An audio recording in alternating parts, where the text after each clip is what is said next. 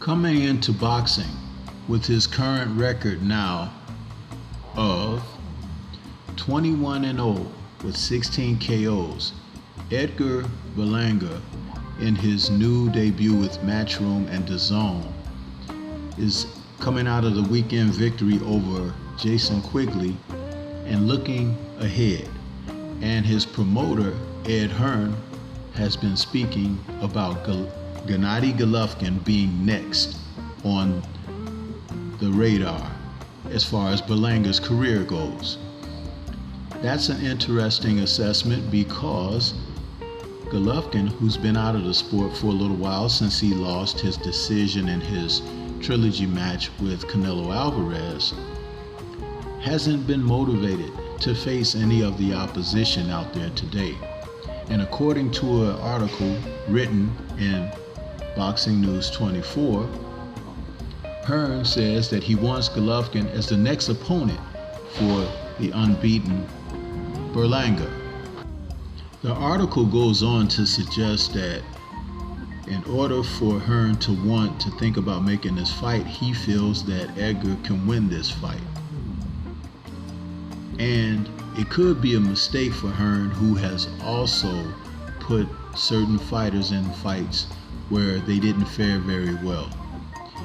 Their matchmaking has failed them at times at the championship level at Matchroom. Thus the reason that they have numerous rematch clauses attached to their fighters.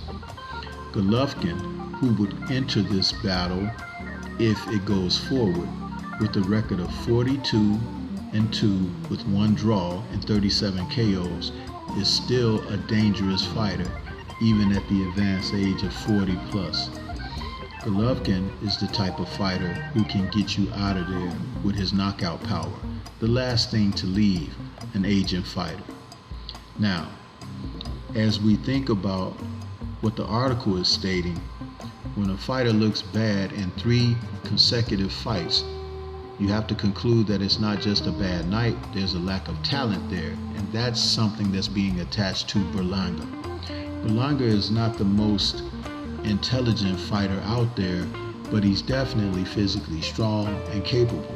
But I have remarked that there's some things going on with him, as we saw him kind of lose his discipline and bite a fighter. So, assessing what his abilities are and looking at the prospects of taking on a veteran champion like Gennady Golovkin, this could be a very bad situation for him, and it can go south very quickly. He's 26 years old, and he needs to win over more notable opposition. His first 16 fights were, let's just face it, cupcakes. And when you say cupcakes, you're talking about the not so tough opponents to offer much resistance. Now, if this fight were to go through, would Golovkin accept this fight?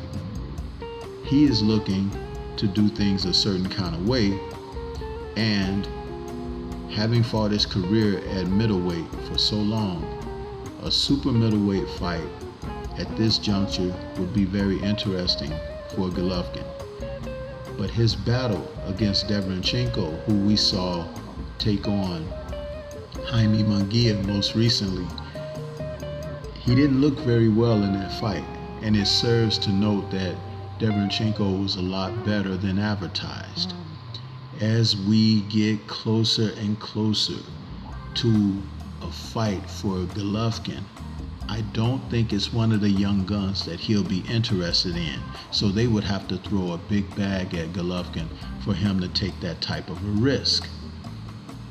Berlanga is not that fighter. There are other fighters that he can face out there. Even when Canelo took on John Ryder, that might be more of a viable option for Berlanga to move forward than someone like Golovkin. I don't think Golovkin will allow himself to be put on someone else's hook at this time as bait.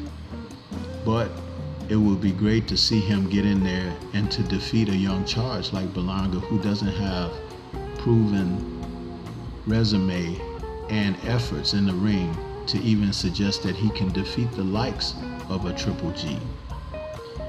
But as we go forward, you have to be careful what you wish for, like the article says. And Golovkin is a dangerous fighter.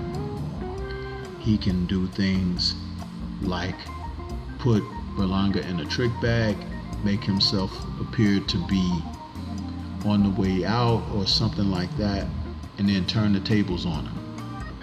This reminds me of when Roberto Duran took on Davey Moore. Duran's vast experience against the youthful and exuberant Moore at that time allowed him to put Moore in a trick bag and had him on the defensive, and next thing you know, Duran was beating Davey Moore without any remorse, and Moore was never the same after that. I could see something similar happening to Berlanga. He's a fighter that needs a different type of approach with his career, and Ed Hearn hasn't been good at matching up his fighters. There are things that they have gone through, and some of them have wished they haven't made those decisions. But what do you think? As we look forward in boxing, there's always an escalator up and an escalator down. Gennady Golovkin hasn't stepped on either escalator yet, and we're waiting to see. Berlanga is under the impression that he's on the way up, but I'm not so certain. There is a detour that he may be taking, and we have to look at what it's going to be for him as he go forward with his career. Berlanga needs someone to really look at where he is and to take into consideration what is the next move in a proper way.